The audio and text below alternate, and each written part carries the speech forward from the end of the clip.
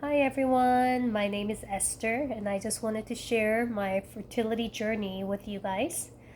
I got married in November of 2018, and I was already in my mid 30s when I got married, and my husband is 5 years younger than me. So at the time, my husband was in his early 30s, and he did not want to have children. So we decided to travel first and think about having kids later on. Um, well, unfortunately, like I mentioned, I was already in my mid 30s when I got married.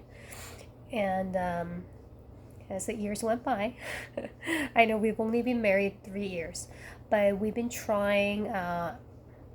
After years two, after getting married, we started trying to have a baby, and I actually did get pregnant a few times. So I got pregnant in July of 2020. July 2020, I got pregnant. But at 9 weeks, I miscarried. And then after that, January of 2021, I had a chemical pregnancy. And also, the latest one was August of this year, 2021. I had another pregnancy which I miscarried in 5 or 6 weeks.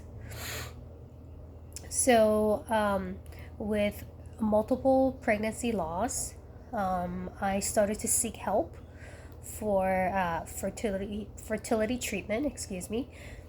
And actually, right before my third miscarriage, I was getting treated for artificial insemination (IUI) at Kaiser. Well, the problem with Kaiser is with this specific location was that uh, they only were open Monday to Friday. Now, if any fertility office is open Monday to Friday only, you have very poor chance of succeeding, whether it is IUI or IVF. And sure enough, I had 3 IUIs, and I was put on Clomid and letrozole. Yeah, and all 3 times failed. Not to mention that at this Kaiser location, the person administering the actual procedure was not even a doctor. They actually had a nurse practitioner do everything, and she was there by herself. So everything had to be around her schedule. And I really wasn't happy. The only reason I continued was because I knew that with Kaiser Insurance, they would not cover IVF unless I completed 3 rounds of IUI. So I just, I just, uh, just kept on keeping on.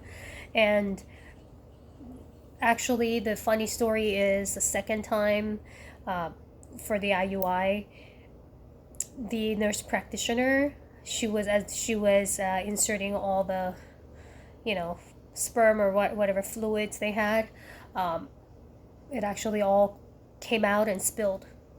So I knew the second time was going to be a fail, which it was, and I was very upset, and I just could not believe it. And of course, third time did not work either. Anyway, so all 3 times that I was pregnant was actually natural pregnancy. Now that I am 39 years old, I cannot risk getting older without pregnancy. And knowing that I keep miscarrying with the natural pregnancy, I knew I had to seek help. So I am going through IVF treatment right now. Actually, I had an egg retrieval last Sunday. Um, and I'm in the process of just seeing how many embryos are normal. So uh, they were able to retrieve 7 eggs, which is really low number. Uh, Not good, because I know that you need eight, at least 8 plus. I mean, 10 or more is the best, but I only had 7 eggs retrieved. And out of the seven, six actually has survived through the first week, which is pretty good because I heard that during the first night after retrieval, only 80% of the eggs survive. And then after the 80% of the survived egg fertilizes, from that 80%, another 80% survives and divides into 8 to 10 cells.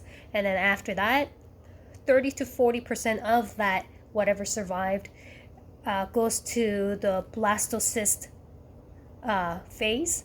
And from the blastocyst phase, you genetically test all the embryos and see which ones are normal. So I actually got lucky because all six made it into the cell division normally, but for the blastocyst stage, four made it. And so I am getting my four embryos that made to this stage tested, genetically tested, and we'll see what happens from then.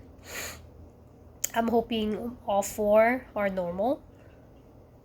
So, I mean, I guess I'm quite lucky in the sense that I only had 7 eggs, but I guess the quality of the eggs were pretty good. So I'm keeping my fingers crossed.